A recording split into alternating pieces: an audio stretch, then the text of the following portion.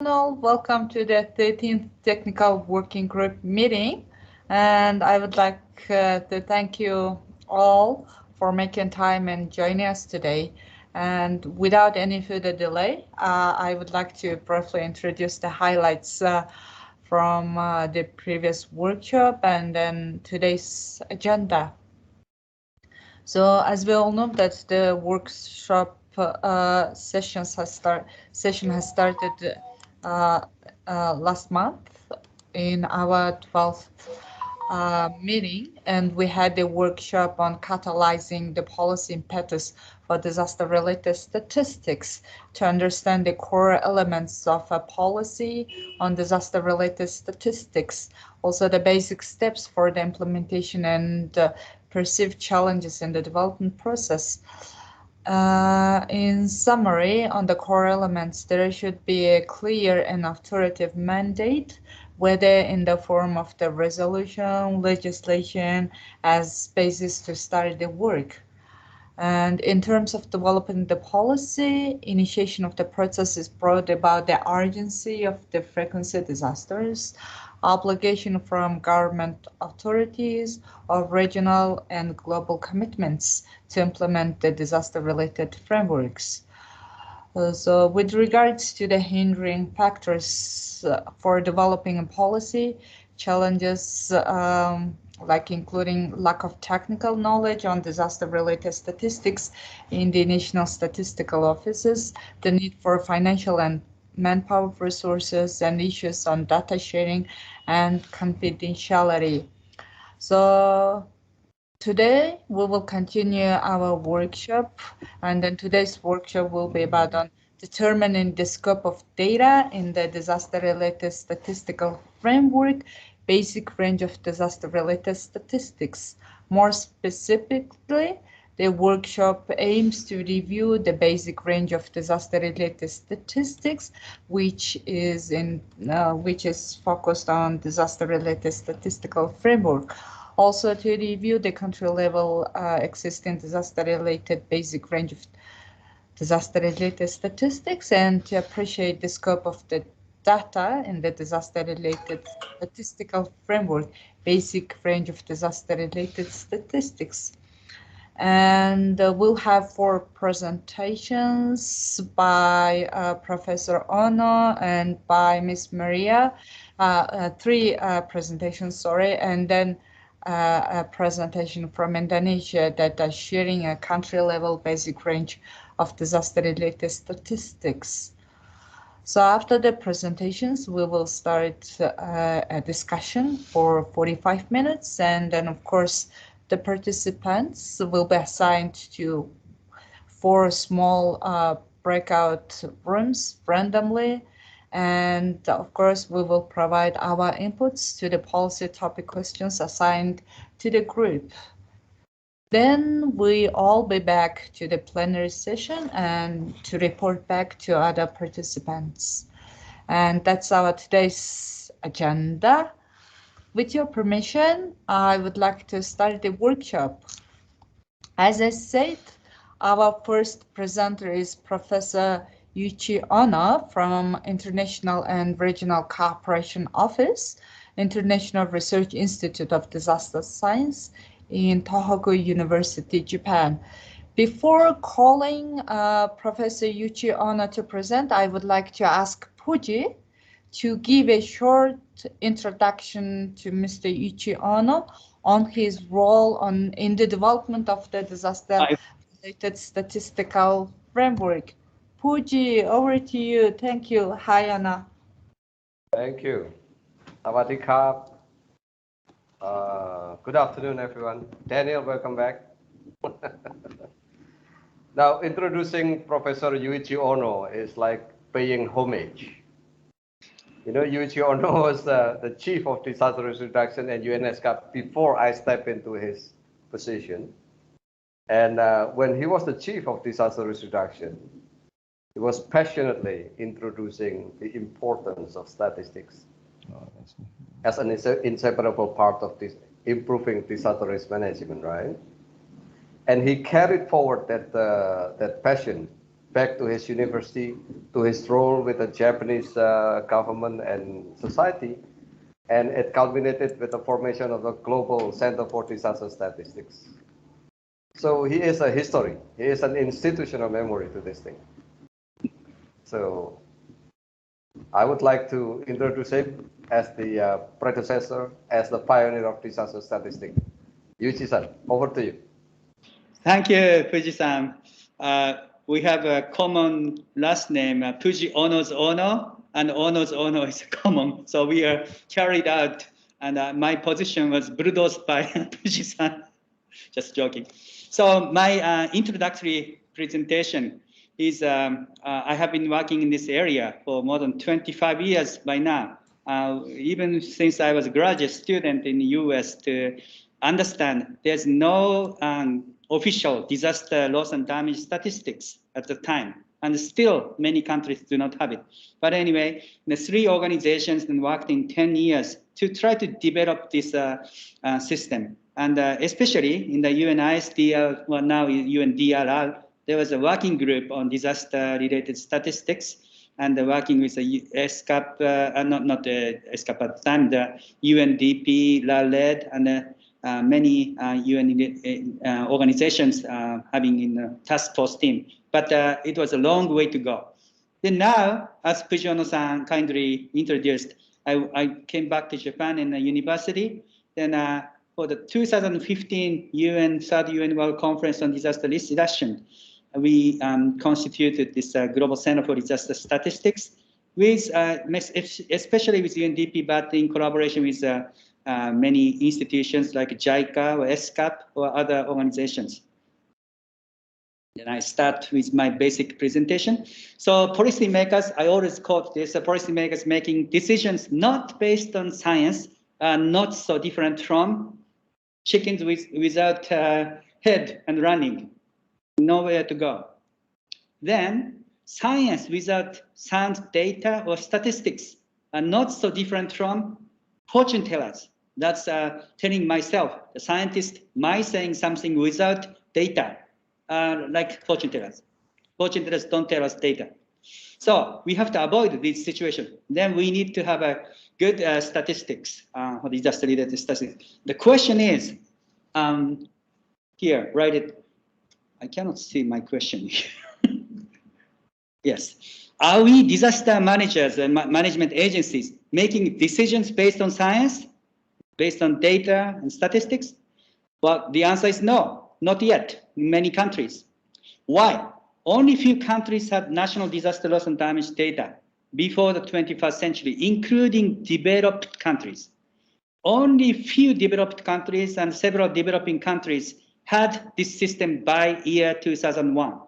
Even US, UK, Germany, you can name it, New Zealand, Australia, they didn't have this system officially.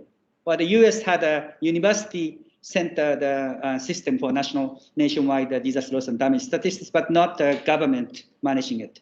So then the question is, why MDGs were not able to have the goal related to disaster? But there's no measurement, no measure to recognize the disaster.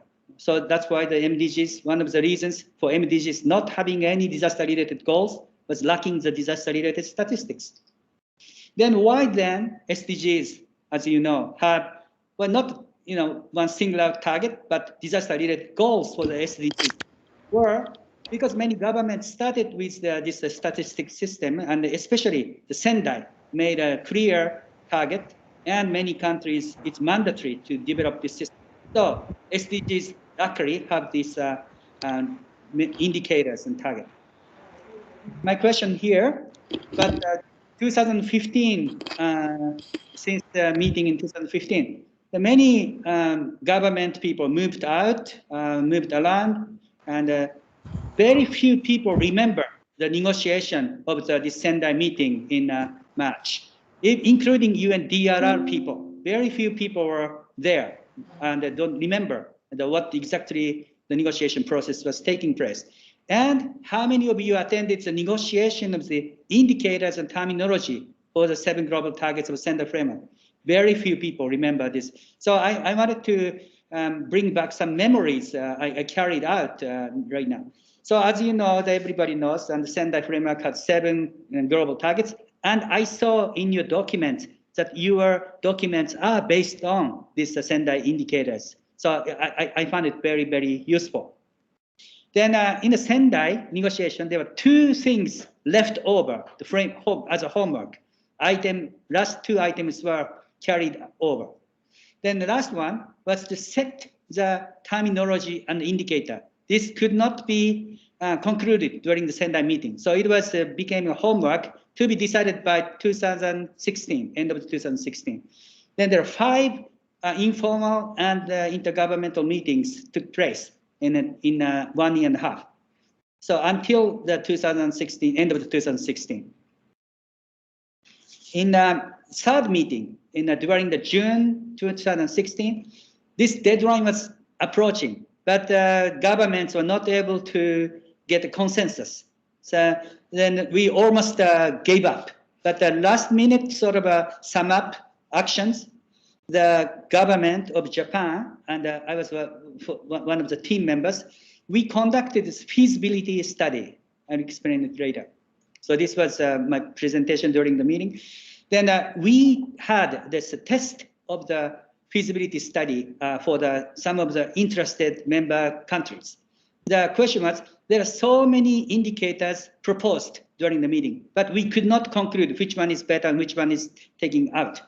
So what we did was to see how the things are applicable with existing data, what indicators, what items we can monitor with existing data from Japan.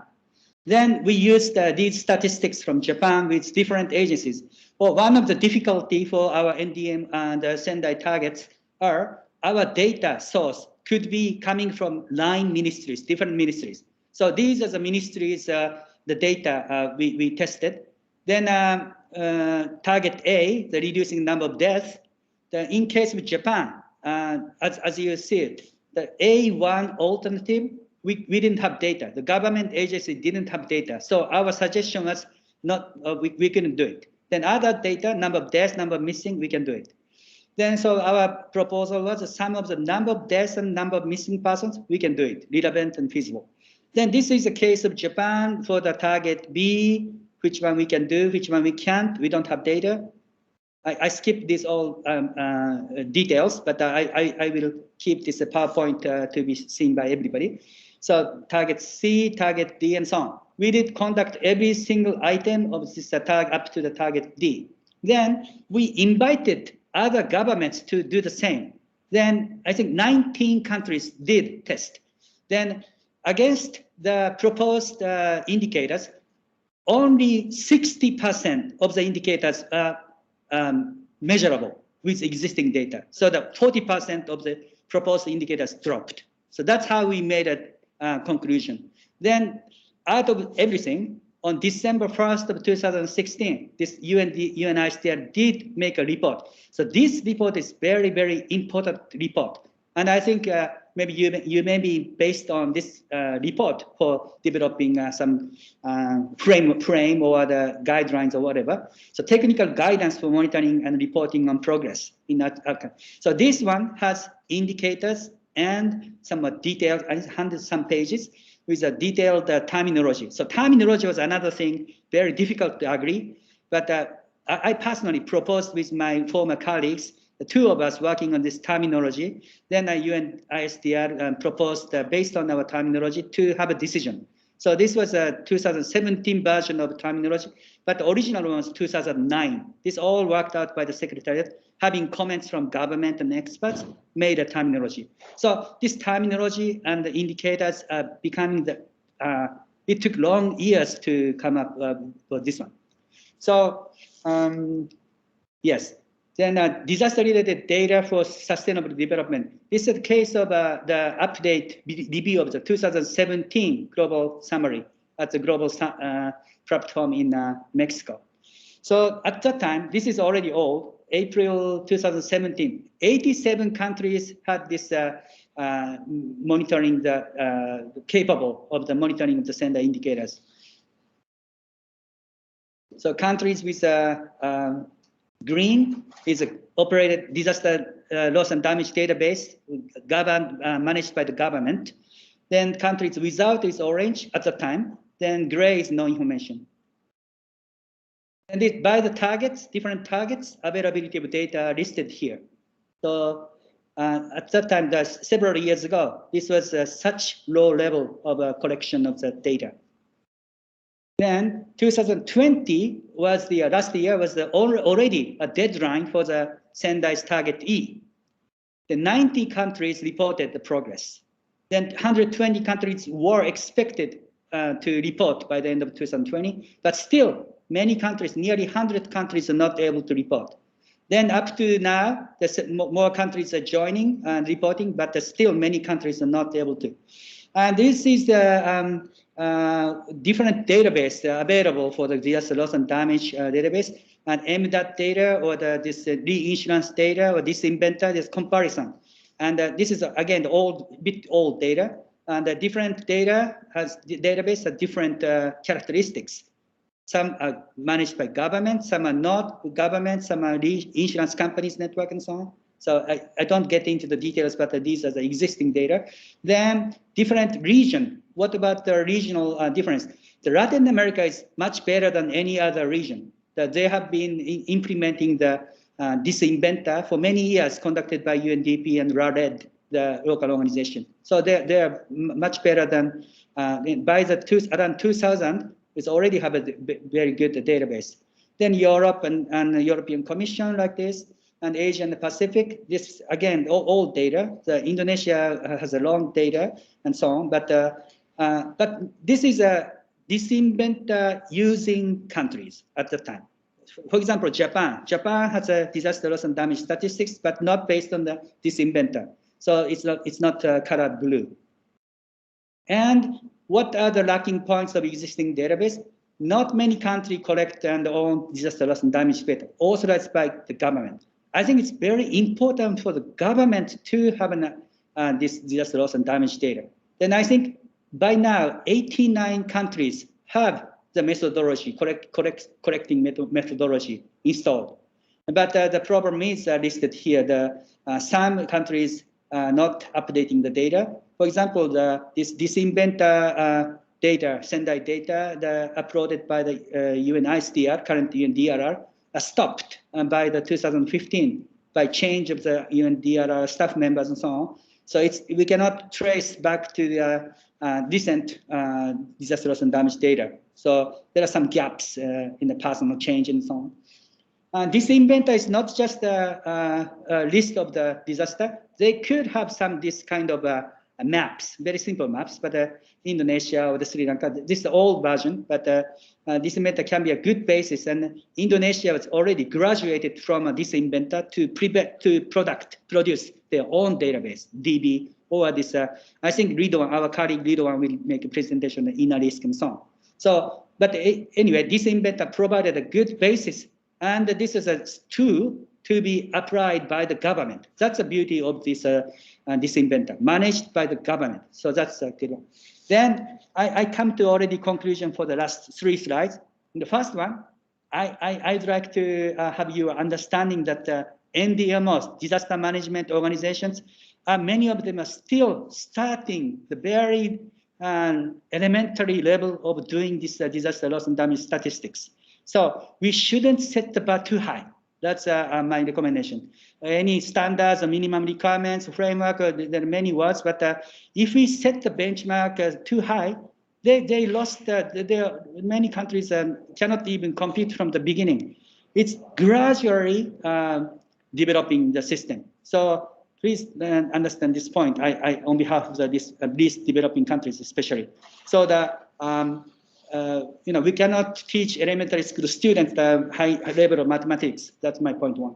Then point 2, NDMOs are not making this disaster statistics for the reporting purpose for the UN SDGs or Sendai. No, that's a sub-product. The important thing is they collect disaster-related data, then they can be using that data for policy making, better disaster reaction policy, based on their data.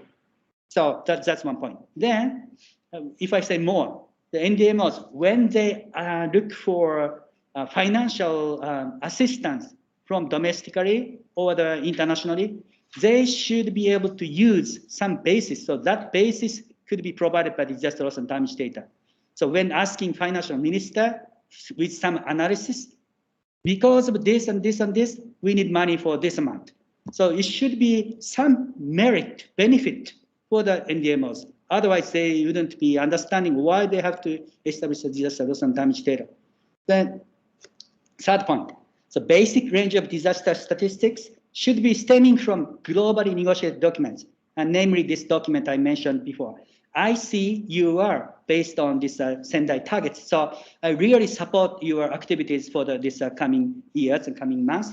And it's important for someone, even the same UN agency, not to reinvent the wheel already existing. So that's my last point. And I have no worry about this last point. You're already taking into consideration for this one. So I think this is my introductory presentation. I thank you.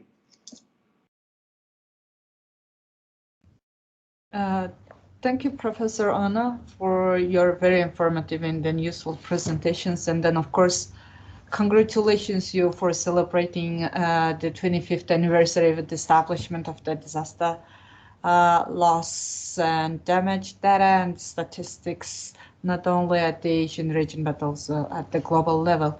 And it's our great pleasure to having you today. And then also it's good to hear about some history about the Sendai indicators and then terminologies related to the disaster risk reduction and reporting, and of course this inventory platform. Also, thank you for the last 3 recommendations, and then hopefully our members got a very good idea based on your recommendations. Thank you, Professor Ono. Thank you. So before moving to the next presentation, I saw that Vivian raised her hand. Vivian, do you want to say something before Maria's presentation? Madam Chair, no, I did not raise my hand. Sorry. Yeah, sorry. So now I would like to invite Miss Maria to present us disaster-related statistical framework, basic range of disaster-related statistics. Miss Maria, over to you. Thank you. Okay, thank you very much, Arjuna. So good day to everyone. Today I'll be presenting the DRSF basic range of disaster-related statistics. Next slide, please. So I'm assuming that most of you are already quite familiar with the DRSF manual at this point. And this figure that we all see on the screen summarizes the scope of the basic range of disaster-related statistics. And this is based on the cycle of disaster risk management, which is the before, during, and after a disaster.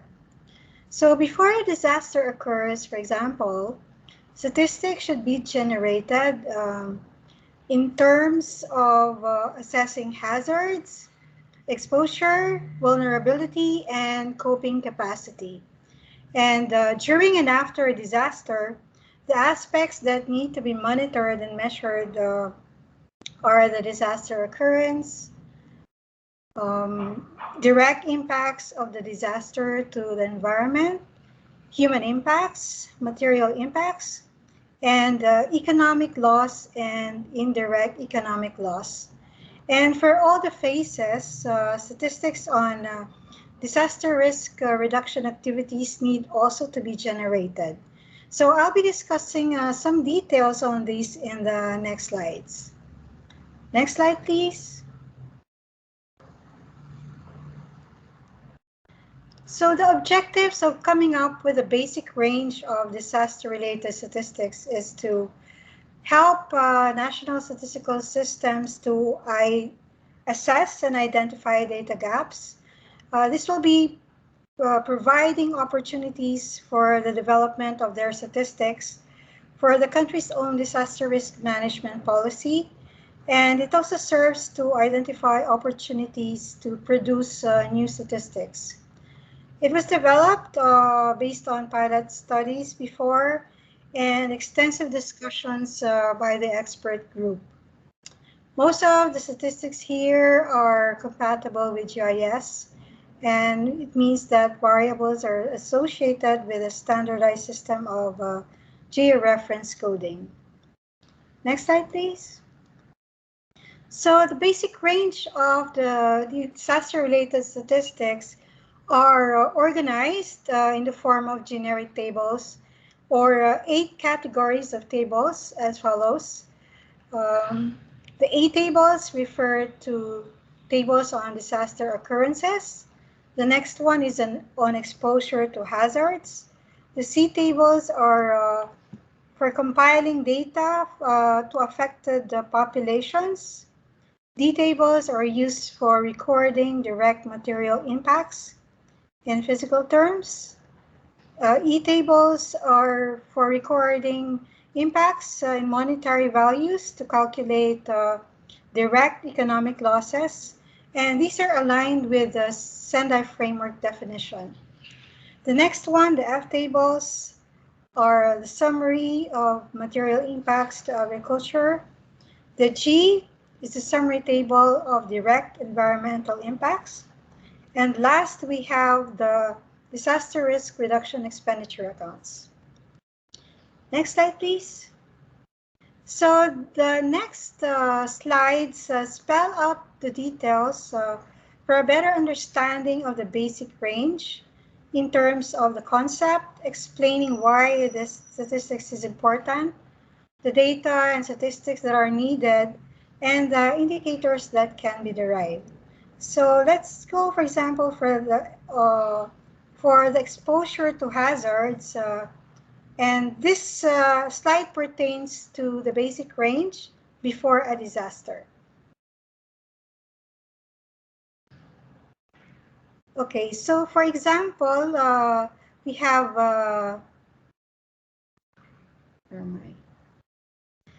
So for exposure to hazards, we would like to know the status of the people who are at risk due to hazards.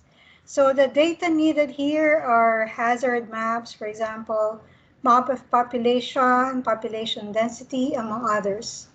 In terms of vulnerability, it measures the susceptibility of communities or systems to the impacts of these hazards.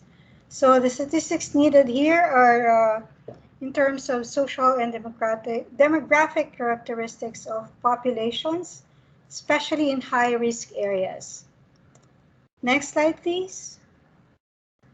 To continue, for coping capacity, it measures the resilience of people, systems, and the country in general to disasters. So data needed here are examples are data preparedness of households, and for DRR expenditures, activities are included here are those which are aimed at reducing existing disaster risk that contributes to strengthening resilience. So data here includes expenses on early warning systems, among others. Next slide, please. So now we go to the during and after statistics. And the first up is on disaster occurrence. So this refers to the number of occurrences according to the type of hazard, the scale, and geographic classifications of hazard. So this is very important as this disaster occurrence provide the background statistics for the rapid assessment, decision makers responsible for disaster response authorities, and for allotting resources where it's most needed. So, and this calls for statistics on annual and time series of hazard type, date, time, geographical location, and magnitude of disasters. So this is very useful also, as this provides the variables for statistics in other tables, and for a trend analysis to measure the intensity of impacts of disasters over time. Next slide, please. So now we go to the very important phase, and this pertains to the direct and indirect impact. Direct impacts or direct economic loss pertains to the following aspects. The first one touches on the physical damage to land, other natural resources, and ecosystem. And data here calls for the physical area of physical lands, urban areas, cultural heritage sites that were destroyed. The second one is on human impact, and this is in terms of loss of lives, injuries, and displacement of people.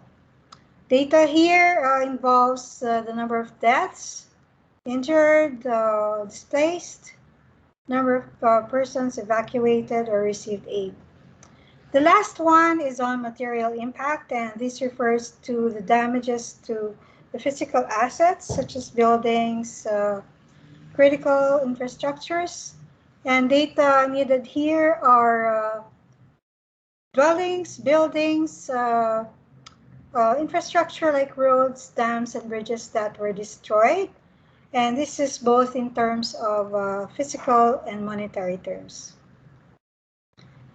Now, for the indirect impacts, this is one aspect where the DRSF manual is lacking in terms of guidance, because it's difficult to measure at this point.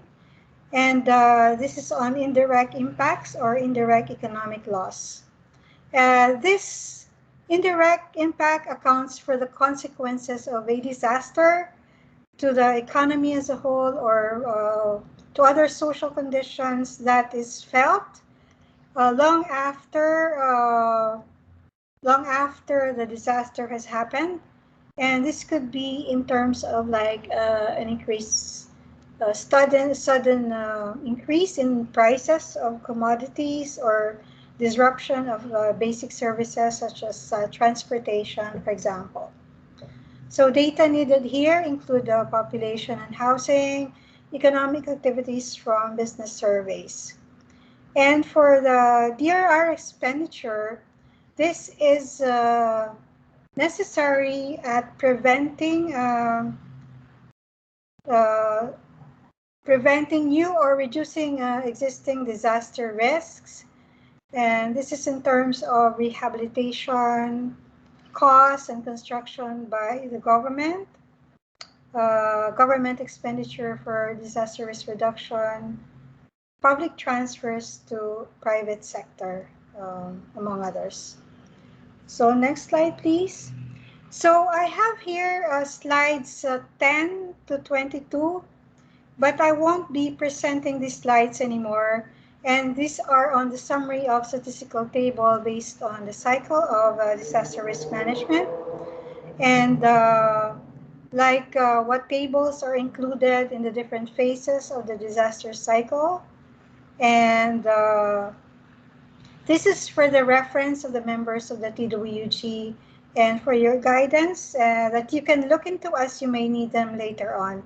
So maybe, Por, you can just go over the remaining slides so that, not too fast. So they can just see the sample compilation tables for each phase of the disaster management cycle. So this is all, Madam Chair. End of my presentation. Back to you, or Yuna. Thank you very much, Ms. Maria, for introducing disaster-related statistical framework, basic range of disaster-related statistics before, during, and after disaster. Hopefully, our members will use your presentation during this discussion part. Thank you very much, Maria. So now I would like to call Mr. Ridwan Yunus, Information Management Specialist of BNPB and UNDP, Indonesia. Mr. Yunus, over to you. Thank you. You are muted.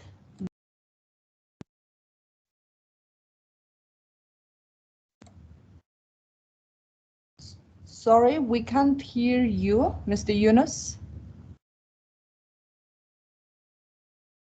Kokom, microphone.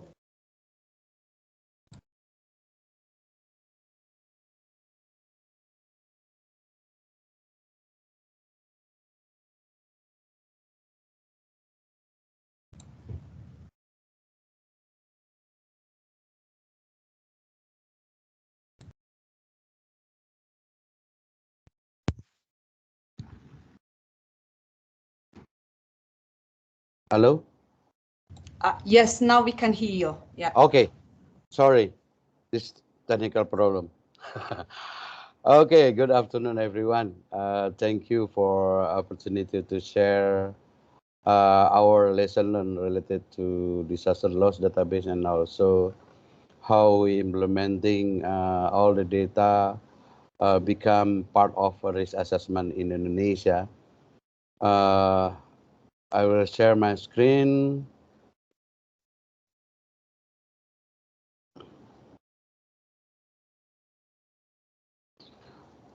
Okay, I hope this can see the screen and clear my voice.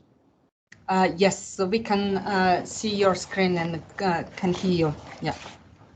Okay, we start develop loss database in Indonesia, supported by UNDP.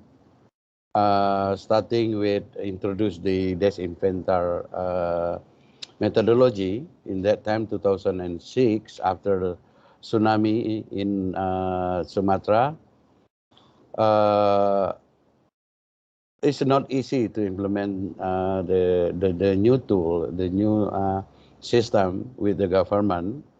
They have a lot of challenges, but this is how we explain what the benefit, the information based on the system taken place, and then how the system can support decision maker to utilize all information through the system. When we start handover this inventor to the government 2006, in this is I think it's July, during July 2006. Based on our discussion, we tried to develop something in that time, and we show the benefit to the government, and we make it this pilot based on what the data the government have in that time. We start develop the first time this inventor become of Indonesia disaster loss database in 2007 with limited data. In that time we have only 6-year data. Based on the data what we have, we can show the system, and then we can do the sum analysis, and the government see the benefit, and then the government agree based on the data what we have in the system with the sample analysis, and then we change the name. Government try to make up this with different concept and phase with this inventor. And in that time, government of Indonesia agreed change the name from this inventor to Indonesia Disaster Loss Database. In Indonesia, they call DB, DIBI, this Data Informasi Bencana Indonesia. Based on the new phase of this inventor, government launched official this disaster loss database 2008. We want to show the benefit for the government based on the system. It's not only continue to collect the data, but we continue with training how to using this inventor tool become of new name as DB, and how to do analysis based on the data already in the system, the statistical analysis, spatial analysis, and temporal analysis.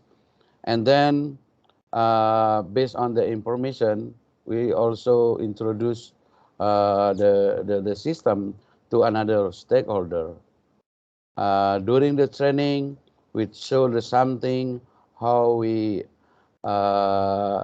mainstreaming related issues to disaster loss database in Indonesia. We start customized dash inventor database form with the gender issues in that time, and then prototype is gender issues integrated with the loss database. In that time, many stakeholders try to using the data from disaster loss database Indonesia. The same time, in that year, we try to do the analysis because in 2009, Indonesia, we didn't have a baseline for the planning for related to disaster, and we try to utilize loss database. We provide what we call disaster prone area index in 2009 based on loss database already in the system. The disaster prone area index at district or city level, the cover the whole Indonesia. This is the starting point for government using the information for decision maker, especially for the spatial fund. In that time, disaster prone area index is the information using for the Ministry of Home Affairs also for the local government develop the local government disaster agencies. The same time in that year, we tried to introduce this inventory with the another issues, especially related to poverty reduction program with the national planning agencies.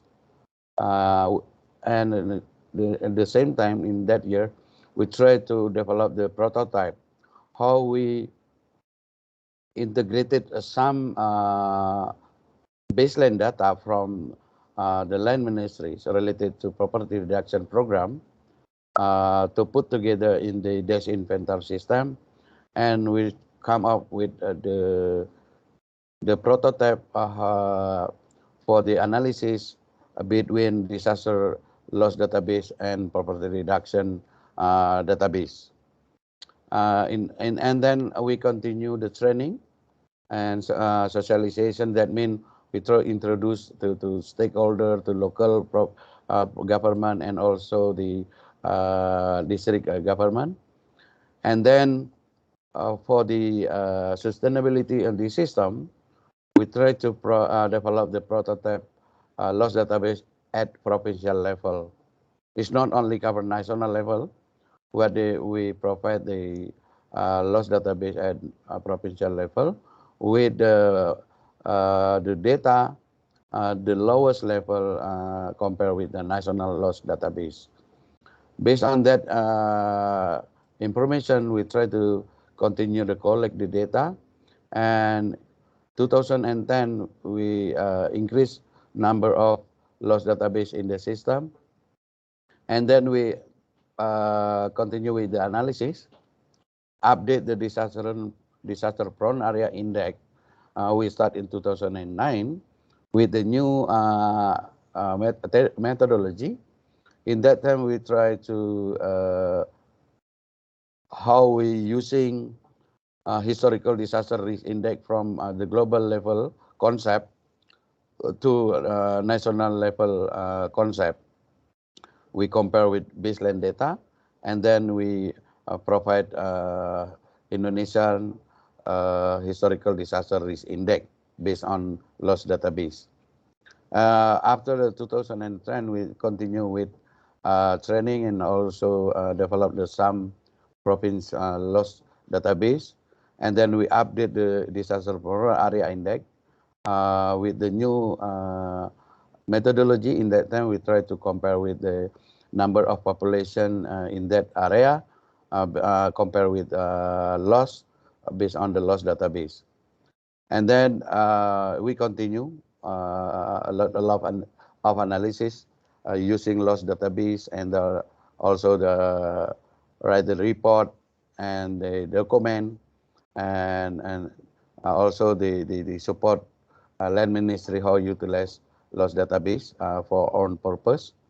Until now, we have already in the system the loss database, the data starting from 1815 until 2021.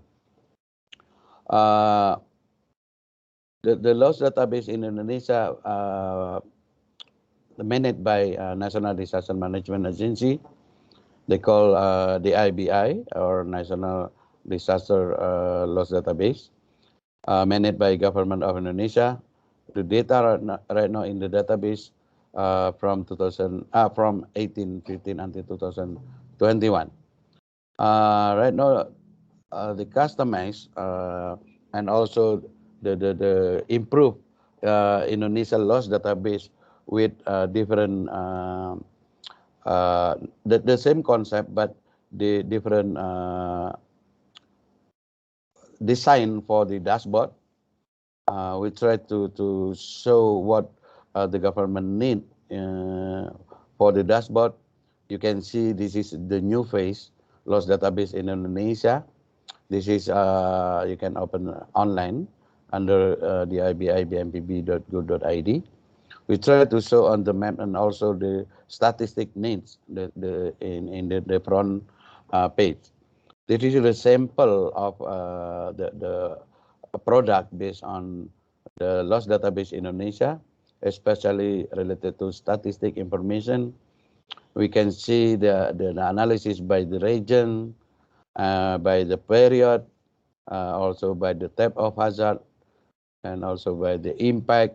There's many possibility to show in the dashboard, and then also we try to show on the map. This is not really spatial, but we can see how we distribute all information based on provincial level in Indonesia, also district level in Indonesia.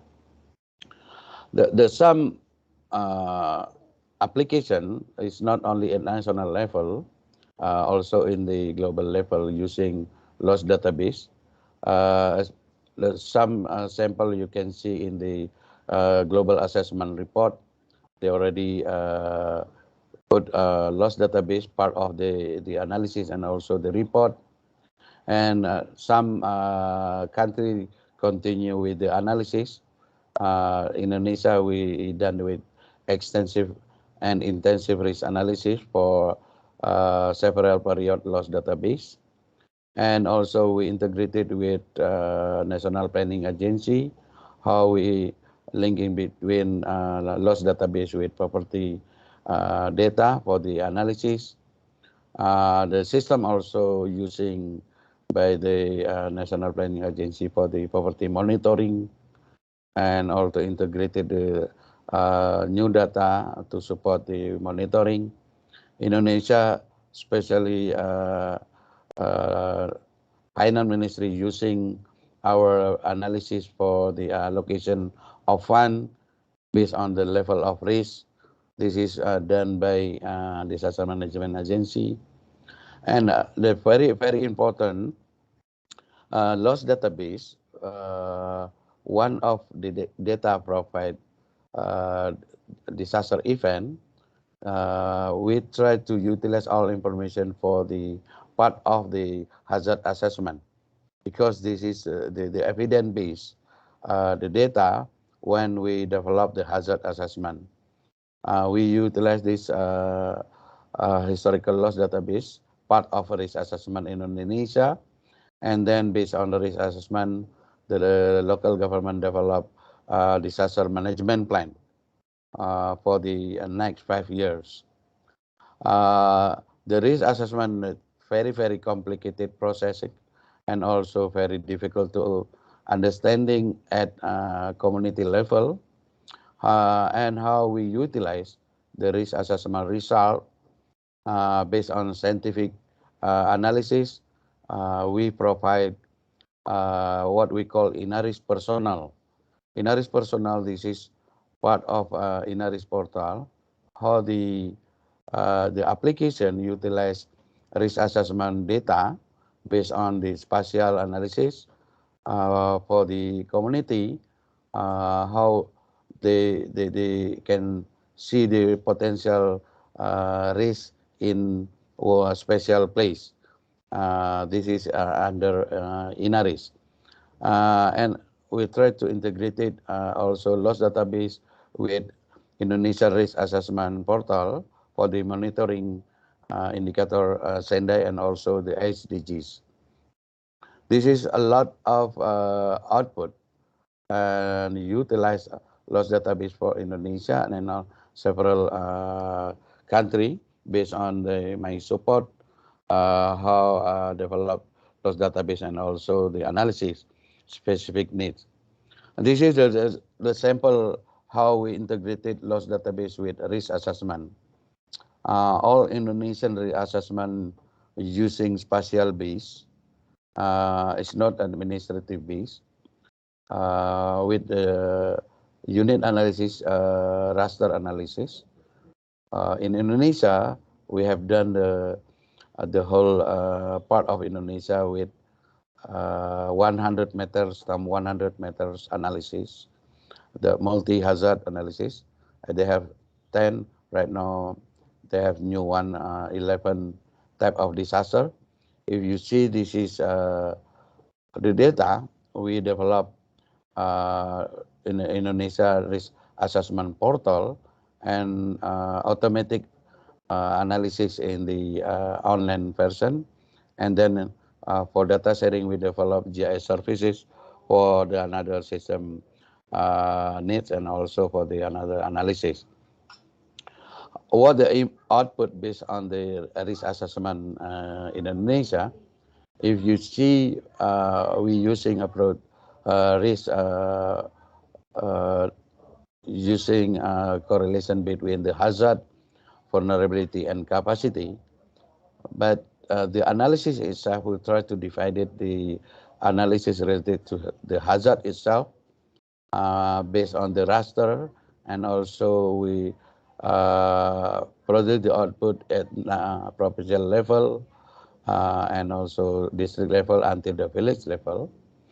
And we develop distribution spatial related to population density, and then we calculate the number of population exposed by special hazard, and then we calculate the number of population affected by specific hazard and specific area, and we try also to calculate the physical potential loss related to location of houses based on density and also the public infrastructure, and then we can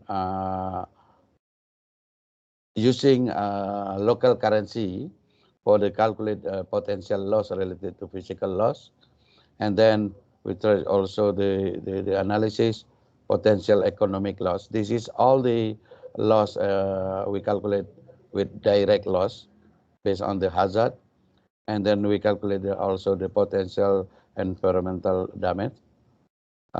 Based on this risk assessment, the national level or subnational level can provide the strategy, and using the strategy in disaster management plan for action plan every year in the specific area. And then we try to utilize a risk assessment also for the monitoring action plan related to strategy have done by government national level and also subnational level for the monitoring disaster risk index in Indonesia, because the government of Indonesia right now agreed to use disaster risk index of the official indicator for disaster risk reduction in the country. And based on the risk assessment, and also we provide spatial data sharing. This data sharing integrated with many stakeholders, and then they can utilize and using one data risk assessment for everyone, and then they can provide the new analysis and then integrated with Inaris with the new output. And also we try to integrated our disaster risk assessment data with the global data set, and also we provide the multi-hazard early warning system. The one of the sample right now already online. I think you, Jonathan, already explained about global center disaster statistic. We try to integrate our risk assessment with the global database under the global center disaster statistic. This is one of sample based on the risk assessment in the country. We try to integrate the data with the many ministry and stakeholder, and then the analysis can show on the map the information without the data download and also store in the same place. We try to integrate it with using API. This is sample how we can see location of school, this number of information every school in the country is integrated with education ministry, and then we can using this data for the evacuation plan, for the contingency plan, and so on. And also we utilize our risk assessment for the another output. One of sample for the monitoring risk index. This is based on the government level information. And then we develop special tool for the capacity. This is the automatic system for the local government to monitor own capacity based on the action plan in that area, and then how we utilize the data for the simple application we develop in Aris Personal. We can see every part of Indonesia, the potential risk, specific potential risk, and also the recommendation for personal mitigation based on the location and based on the hazard type in that area. And we can do also the simple analysis through the mobile phone based on the risk assessment and also self-assessment. Right now we try to customize all the information related to COVID-19, and also we monitor the community behavior related to COVID-19, and then local government can utilize the tool and also the system for the monitoring activity every part of Indonesia. This is one example we integrated with multi-hazard early warning system. How we using our risk assessment data integrated with the forecast data, and then we produce the warning based on the data integrated with BMKG. This is one information based on risk assessment integrated with health sector. This is system developed by Ministry of Health, but information integrated with INARIS based on the risk assessment data. Some output we produce in the country, and then the output using by the government for decision makers, also for the specific stakeholder. Right now we try to support our loss database and risk assessment data for the private sector, how they utilize our information for private sector needs. This is the sample of output we provide with the system in Indonesia. This is one of sample the outcome. The very important output we can put the stakeholder using the same information together for the planning and also for the action plan based on the data we provide through the disaster loss database and INARIS. I'm also support some country to the follow-up and implementation disaster loss database. Some support the offline support, and some this is online or troubleshooting. This is I have done some country support.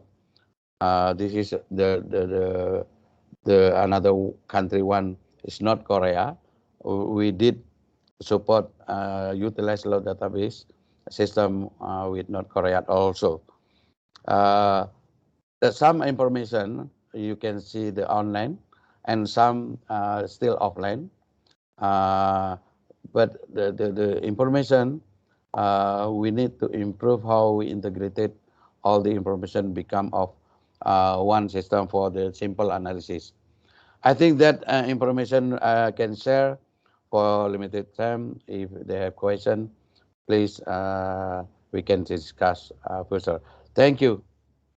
Yeah, thank you, Mr. Ridwan Yunus, for the brilliant presentation on how Indonesia built its disaster database and applications that are being used the nationwide, including INARIS. So we run out of time, but we have a question in the chat box, only one question, and then Tanang Lechimu Hosed asking about that. Thank you for your presentation, Ridwan. Are the data from DB downloadable? He or she is asking about. Yeah, in the previous one, the DB we developed with API. It's not download. We provide the API. But when Indonesia developed the new concept, right now we still ongoing develop the automatic API. It's not download directly, but we suggest using API. Yeah, thank you. Yeah, thank you very much. So any other questions or comments?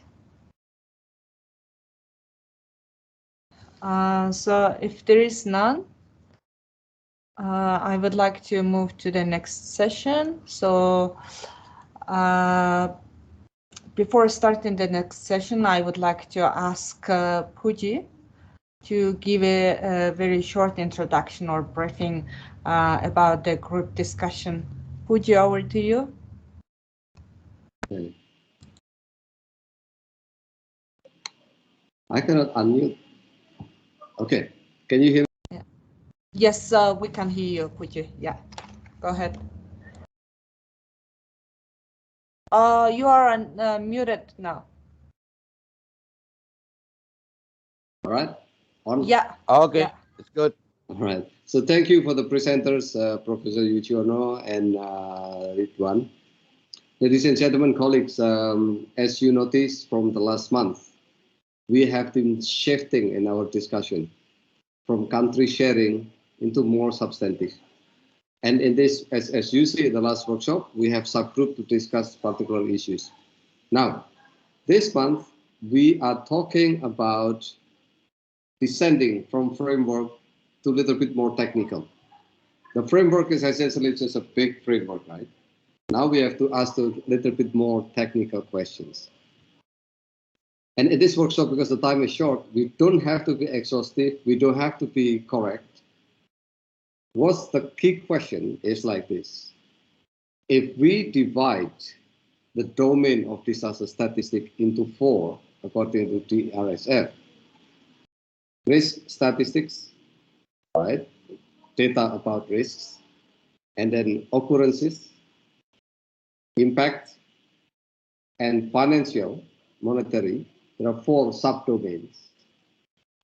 We agree on that. This is in line with Sendai. So the questions now in the workshop, what kind of data will need to be in the subdomain?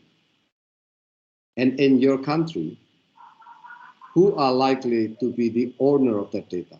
Do you understand? It's very simple. Just make a table. What kind of data and who are the owner of the data? Likely, not precisely. Okay? Now, this could be very complex, we understand. Right? And one workshop, 20 minutes, will not solve the problem, I am sure.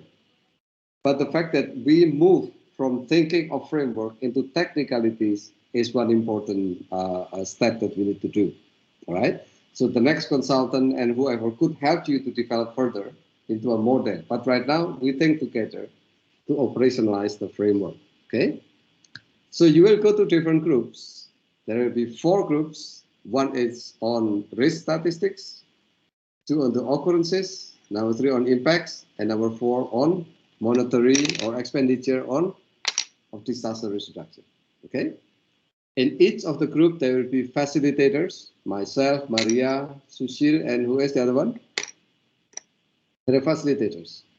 Vivian. And Vivian. Okay? Your group's task, remember, 1, as soon as you go to the subgroup, appoint who will report. That's first, very quickly. Don't take too much time, okay? And number 2, quickly establish the table. In your domain, subdomain, what data and who the owners. And the key is now, get as many data as possible. Mind you, in Indonesia, the BPS, Ibu Hermawanti, and our colleagues have done this in an extensive list, very extensive. We understand that. But this is exercise in the workshop. Do that. Number 3, please remember, those who will be representing the group, you will have very short time to report back, only 5 minutes maximum. So you are not expected to read and explain every data. It's going to take 2 years. So pick up 1, 2, or 3. Okay, for example, data on population. Where do you get it? It's from the NSO. What it's all about, and so on. 2 or 3 examples, just to give the flavor of the result of the conversation. And let the secretariat later organize those data into boxes that will be reflected back to you. Okay? So the assignment is clear. The facilitation is there. The reporter need to be appointed. And then the reporting is only 5 minutes. That's my introduction, Madam Chair. So over to you. Yeah. Thank you, Puju, for the briefing about the discussion. So now we are ready to move to the assigned groups, and then see you in 45 minutes.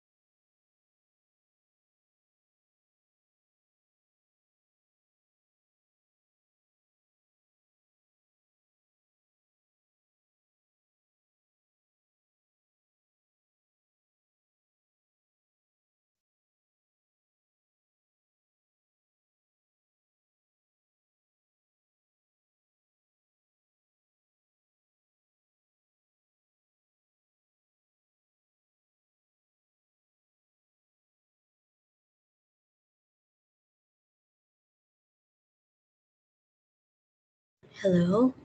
Hello, Nalin. Hello. Hi, Hello, yeah. Ben. Well, yeah, this is Virginia. What are we going to do with this group? Are you in group 4? Or are you still in the main room? I'm in group 1. Group 1?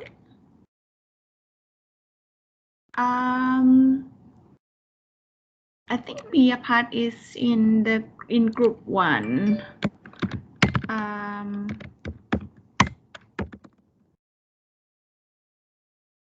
Try to, because for group number 1, Sushil should be the facilitator, and I believe he's already in the meeting room. Do you mind leave the meeting and rejoin the meeting so I can reassign again? Because somehow now I cannot, because you already been assigned to group 1 and your name is appear as in the group 1, so I cannot reassign it. So sorry for this.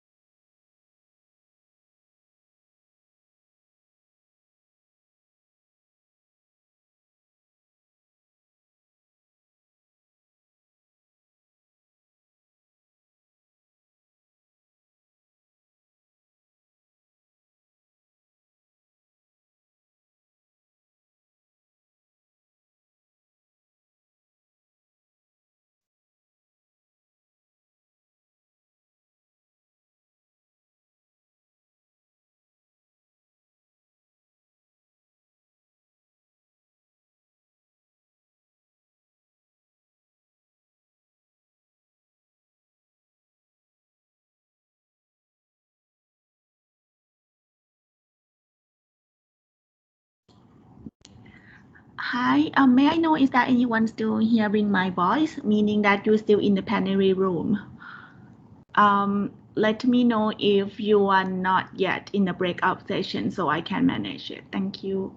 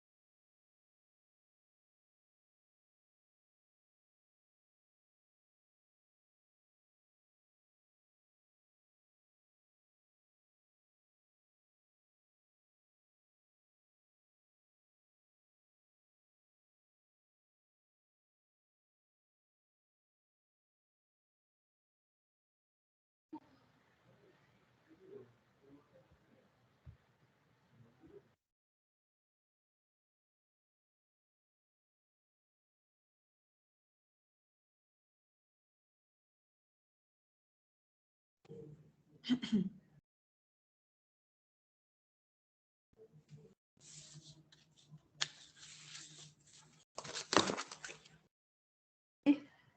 is a plenary. Huh? Oh, yeah.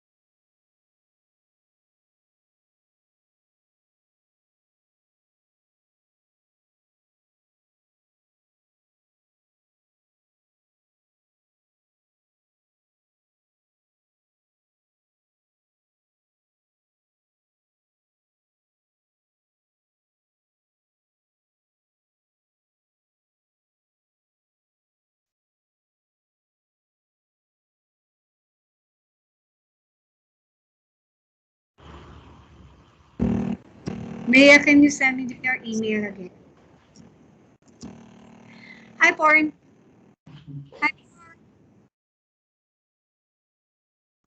Hi, Paul. Hi. How are you? Hi. Leah, can you send me your email ad again? Miss Leah Faith, can you send me your email again?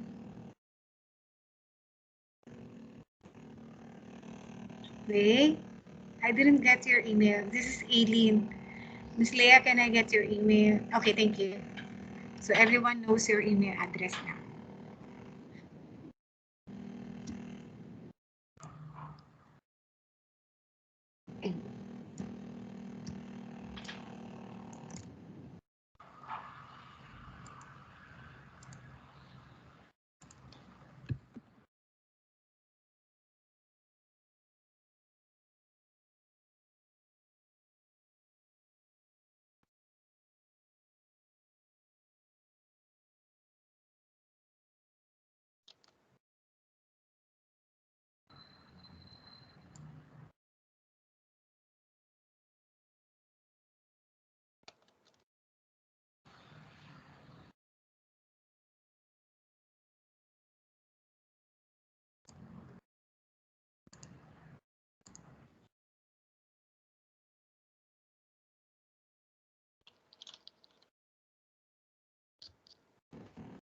Meanwhile, I'm resending to you the file with the complete tables. I also send it to Faith.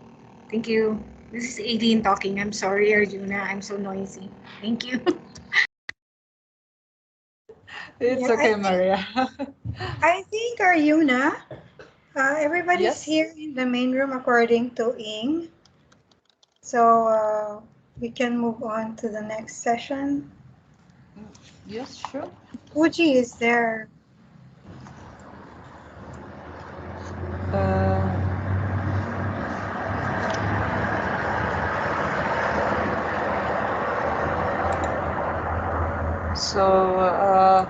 Maria, will Puji facilitate this session? Yes, Or- he's going yeah. to be the facilitator. Yeah, Puji. I think we all are back, and then I would like to hand over to you this session. Thank you.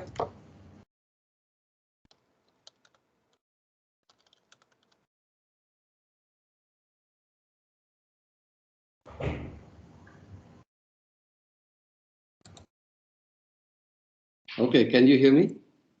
Yes, Puji, go ahead. Okay. Everybody's back in the room? Yes, Puji. Okay. So, colleagues, ladies and gentlemen, that was your group discussions. I'm not sure about your group, but our group has been discussing furiously because the topic is so broad and the time is so short. But I said to our group that this is not an exercise to be exhaustive. This is an exercise of illustrating how we descend from framework to technicalities. So with that, as I said earlier, I would like to invite the rapporteurs of the group to take 5 minutes each to present highlights only without explaining every single data, so that we have good appreciation of what are the content on each of the subdomain. All right? So with that, can I invite now a rapporteur of Group 1 on risk statistics, please? You have the 5 minutes. It's me, Puji. Okay. It's you. Okay, go ahead. Good to see you, Daniel. Sorry, just a personal hi. Okay, in group 1, like we discussed. We started with the discussion on definition of disaster risk, as given by UNSDR, and then like we also address a little bit of driver of disaster risk, and then when we discuss what kind of data needed for disaster risk statistics, we actually find that demographic changes data like birth rate, migration, population density, poverty, inequality, and structure of economy, for example, are those needed? We also mentioned like income of household would also be something that could help us try to understand how the coping capacity of the population, for example, and data on infrastructure, like critical infrastructure, is also important, and the land management and land use planning are also something that we need for the statistics as well. And our colleague from Philippines, like Virginia, shared that as a pilot country for DRSF, like there's also some data disaggregation by age and like sex, age level and level of education, for example, that we can do as well to understand more of the vulnerable groups. We also touch upon like the condition of ecosystem as well that we identify as data needed. And with all this data is discussed in the group that like we can combine them and use like GIS map, for example, to develop some statistics. Probably like what's shown in by our colleague from Indonesia earlier. And actually, like it's interesting to learn from Nepal that like Nepal is conducting the population census, and we'll combine a community questionnaire, which has a module on related to disaster as well. So that's quite interesting note. Yeah, and in terms of the source of data, in our group we kind of share that. Mostly is the NDMO who collect the disaster statistics and data, but then it's the NSO who collect all the socio-economic data, and in some case like the NSO also produce like environment statistics as well, but then data from related ministries like environment ministry, mining and agriculture they also provide data for these disaster risk statistics as well. Yeah, so I guess that's all, to just not to be too exhaustive here. Yeah, thank you. Well, if any colleague in our group would like to add anything, please do so. Yeah. Okay, thank you. So anyone from group 1 would like to add to that information? Do you have the table with you? All covered by PFP. Okay. If you have the table from your group, please send it to yourself to be compiled after the workshop. Yes, because we're going to send it back to participants. All right. Now can we move to the group number 2? Wait. Is there any questions from other participants? If not, I think that really serves as an illustration of what the data looks like. Let's move on to group number 2 that deals with occurrence. Who will be rapporteur of group 2? Hi, Assalamualaikum. Good day. So, Waalaikumsalam warahmatullahi wabarakatuh. Please. Yes. I will be the rapporteur for the group number 2, which is the disaster occurrence statistics. So from our group, we have like from Malaysia, Indonesia, and also in Sri Lanka. So we have been discussing on the disaster occurrence statistic specifically in each country. But what I can summarize is the disaster occurrence statistic is first the definition itself. So disaster, we have like for example the incidents, the threshold of disaster. So in the group 2, we have the local states, the district level, and also the federal level. So from Indonesia, the disaster, the occurrence data is follow the country regulations. And in Indonesia, we the land ministry will monitoring the geological hazard climate at the event level. But once it's become the disaster, it will be controlled by the disaster management authority in terms of disaster loss database, and also statistic in terms of event by year, and also by type of disaster. and the potential disaster data. Indonesia have organized the risk assessment data in specific hazard area and time, and it's been updated every 2 years. And it also has a risk index maintained for the monitoring purpose for Indonesia. And for Malaysia, we have similar like Sri Lanka, we have different specific agency in terms of collecting the disaster occurrence data.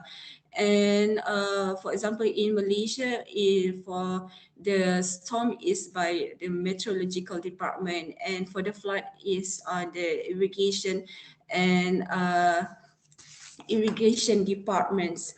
And in terms of the landslide is by the geological and also the mineralogical department. So this disaster occurrence is collecting in different agency at different levels, and similar like the Sri Lanka. And what we can say that in the responsible agencies collected data, and the main disaster management agency will coordinate all these accuracy data to be to develop the trend analysis and to compile at the federal levels. And in terms of the future disaster in Malaysia, we have the National Risk Register study, and we also will be focusing on the disaster inventor to implement for the future future of use of the collecting data. And for regulations, each country has some regulation, and also it follow the international regulation in managing the disaster occurrence statistics. So I think that's all from the group number 2. So any additional information for our from my team from group 2? Terima kasih, Cik Husna. How do you call me? Hayat or Husna? You can call me Hayatul, can call me Husna. Okay, Cik Hayatul, terima kasih.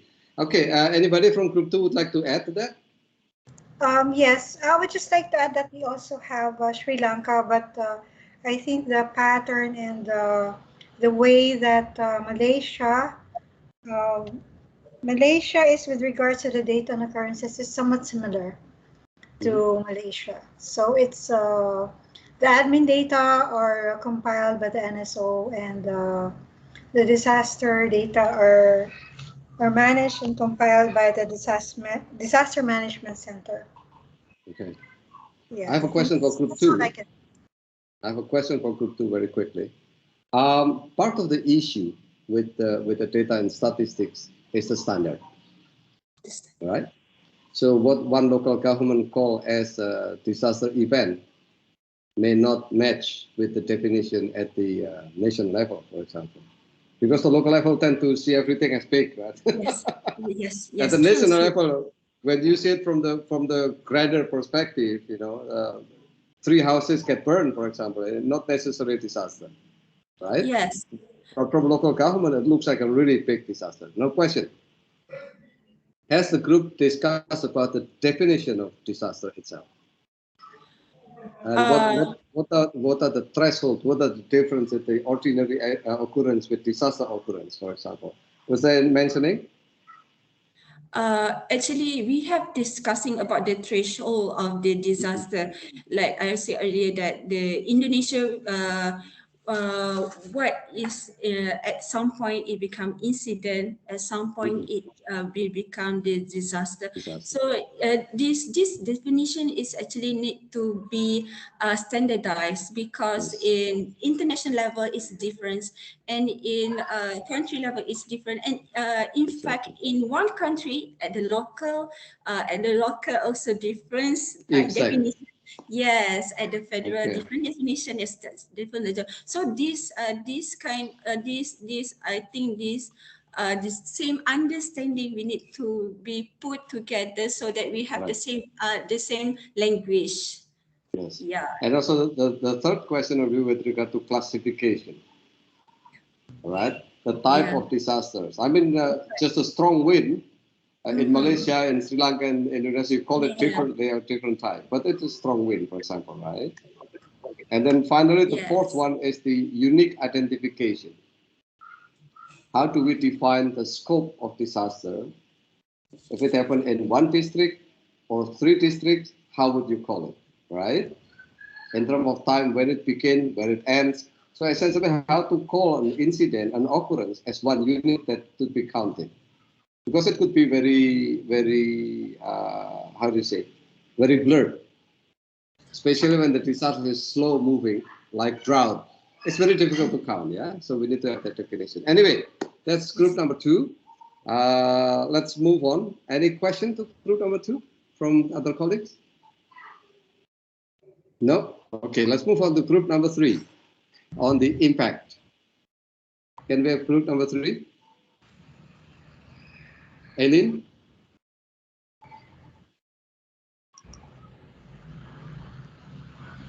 Miss Eileen? Daniel. It's Daniel, actually. Come on. Daniel and then Leah. Sorry. Daniel to open and then Eileen to report. Go ahead, Daniel.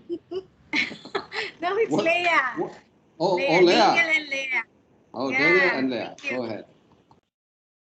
Go ahead, Daniel. You can do the opening. Daniel, you're on mute. Apologies. Now I'm muted, I hope. I was saying, I guess this is my welcome back, as they've put me on the introductory remarks. But we did prepare a table. Elaine or someone can share that screen, I hope. The table, and while that's happening, just to say that very similar to the points that I just made from by Husman from Malaysia, is that I think that this exercise points to the tremendous coordination challenge involved with disaster statistics, because there are so many players involved on the production side and the use of disaster statistics. That I'm coming more from the user side, since I'm not a producer of disaster statistics anymore, but I'm interested in finding disaster statistics wherever they can be found, and they can be found all across government. And so that's the challenge. We talked about the different elements, the point already mentioned. I won't repeat about the collection of data at the local level, which has important uses at the local level, but also the national aggregation of these statistics, the different uses in terms of timeliness, the need for these statistics quickly, but also to have a national archive of statistics with a time series for people who want to analyze the history and use this data for assessing risk. And then topically, you have the impacts to the environment, economic impacts, and impacts to society, which all have different expertise and different agencies involved. And I think that for our group, we were looking at the case of the Philippines, which is perhaps somewhat of a special case, but I think I've always said a very good example in terms of coordination, because they have this coordination board. And through the coordination board, I think it makes it a relatively easier process to map out who is responsible, at least in the case of the Philippines, for these different elements. And maybe we have trouble to share the table. Ellen or Faith? It says they have no authority to share the screen. Okay, we don't yet. Actually, I sent it to Por, so Por can share it. Por, I sent it to you through chat. Thank you. Okay. So we worked through the exercise, and the details are in that table, and I think that having this kind of a coordination institution like they have in Philippines is essential, not just for this kind of exercise, but because there's so much expertise and different institutions involved, depending on the type of disaster, depending on the type of impacts. And so it's very good that in the Philippines. Okay, here's this. Here we have on the screen. So now I pass to the rest of our group to go through this table. Hi, good afternoon. So this is the result of our group meeting after discussing some of the concepts on disaster occurrences, impacts, both to humans and also to infrastructure, economic impacts, and environment. So we mapped out very quickly the data sources for the different statistics. So for disaster occurrences, we have the National Disaster Risk Reduction Coordinating Council in the Philippines. This is a secretariat. We have the Office of Civil Defense, which is basically our NDMA, and this council is composed of various ministries such as the Interior and Local Government, Department of Health, Department of Social Welfare, Education, and other agencies. So for disaster occurrences, we have data from the NDRRMC as well as from the Philippine Statistics Authority. We collect this data from the NDMA, and then also for exposure to hazards, we also have NDRRMC, and then we also have hazard maps from the Department of Science and Technology. Sorry, we're not able to include it here, but we have hazard maps from DOST, and also population data, of course, from the NSO. And for human impacts, we have data from the Department of Health, Social Welfare, and Development. We also have from the local government units, as well as some other agencies here mentioned. When we say DOLE, it's for the labor and employment. DepEd is for education. We also have NEDA, which is our planning ministry. And for the direct environmental impacts, we can also see here the Department of Environment and Natural Resources.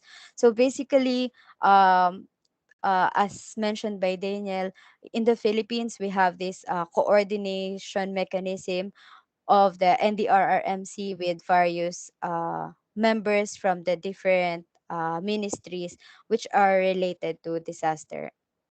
That's it from my side, unless some from our group has anything to add. Okay. So Thank just you, to add, Leah. Puji. Go ahead. Yeah. If I may just add two more points. So in terms of where to get the data, the two underlying question that we have is it really depends on the frequency of the data and the data will be needed, and also the type of geographical subdivision that we need. So like if we need it like as more frequent as possible, then you will have to go through the source agency themselves. But if international agencies or researcher would be more particular on the annual data, then it will have to be it can be through the PSA.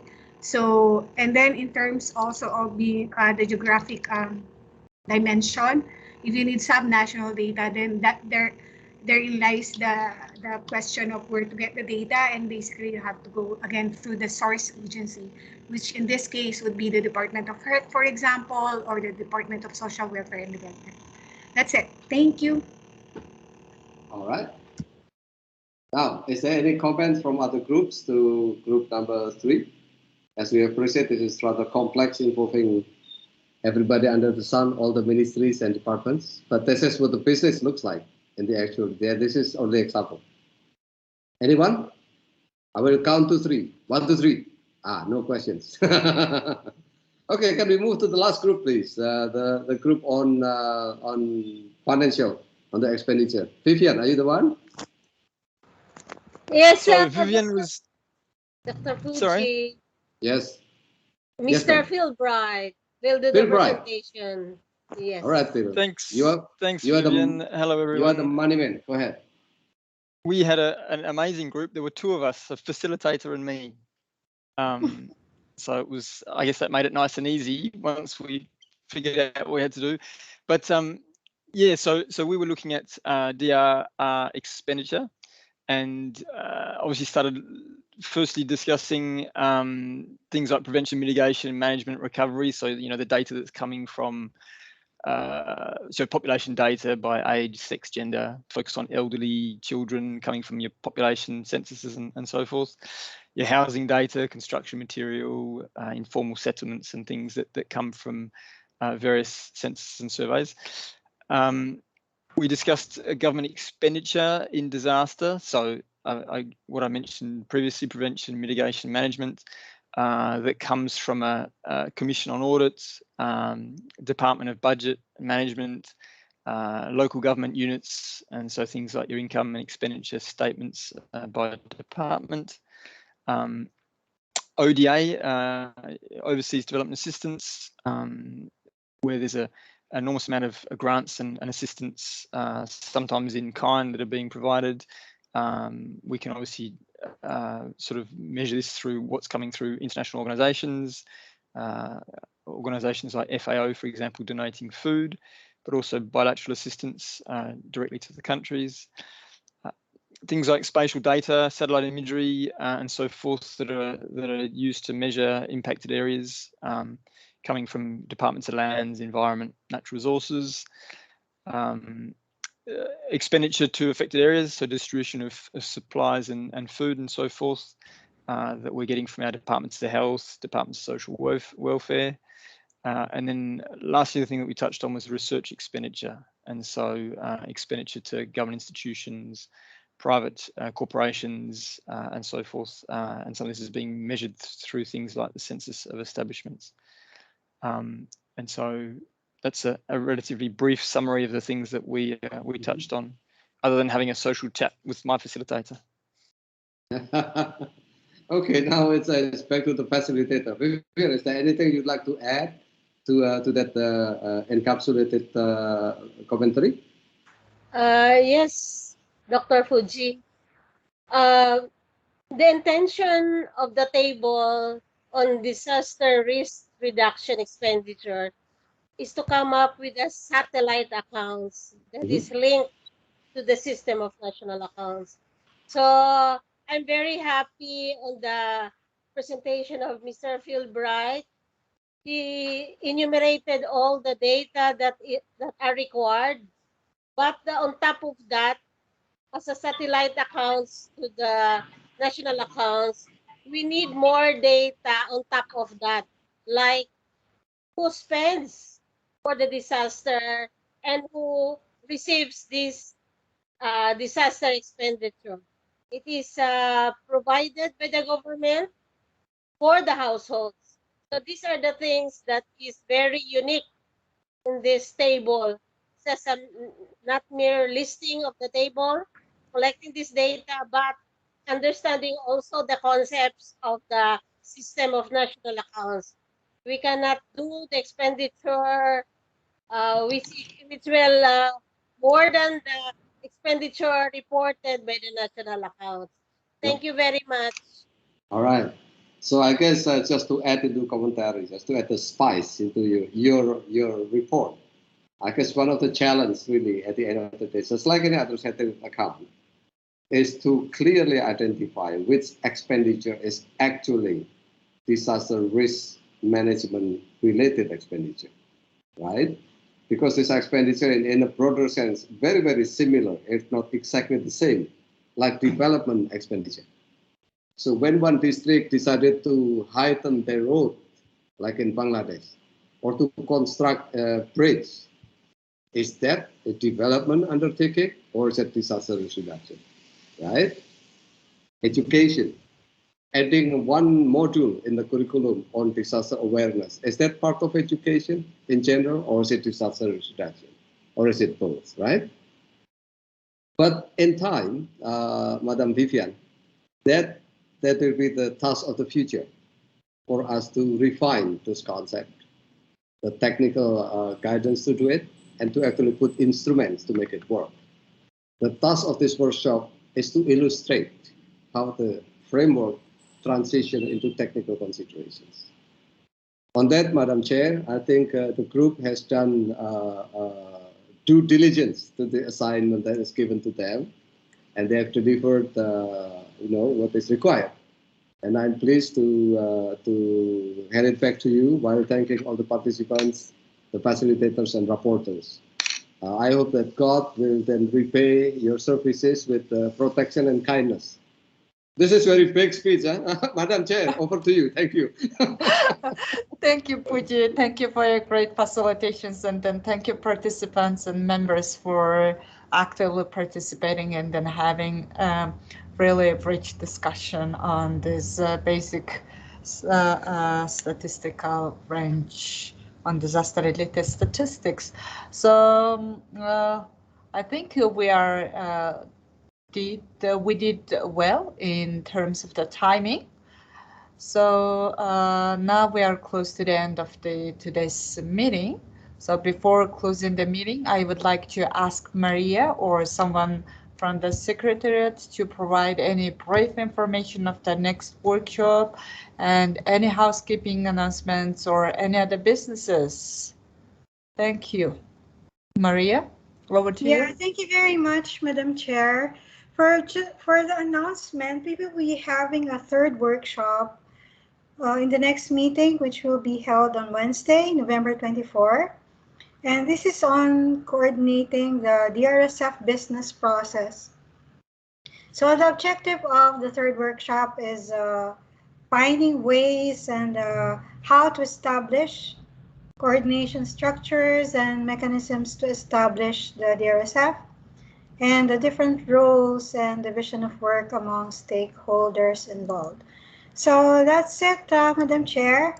And I would like to thank all our guests, speakers, Mr. Yunus, Yuichi Ono, and of course, welcome back, Clark, Daniel, and for all those members of the TWG who have been involved somehow in the development of the DRSF. So it's good to see all of you, and thank you so much to all the participants for their very active engagement, and of course to our chair who keeps getting better and better each time for her leadership in the TWG in conducting the meetings. And thank you very much that we have managed our time well this afternoon, and thank you very much, Puji, for facilitating the group discussions, and to all the facilitators of the group, Sushil, Vivian, and of course to all the members who contributed their inputs to the various groups. So we will be providing all of you the synthesis and the summary of what transpired in the different discussions. So this is all from the Secretariat. And yeah, back to you, Madam Chair. Thank you, Maria. And then without any further delay, I declare this meeting closed. And then just a quick reminder to Maria says that we will have the third workshop on Wednesday as usual, 24th of November. Please mark the date on your calendar. And with this, I would like to close the technical working group meeting, and thank you all for your time and an active participation. Please take care and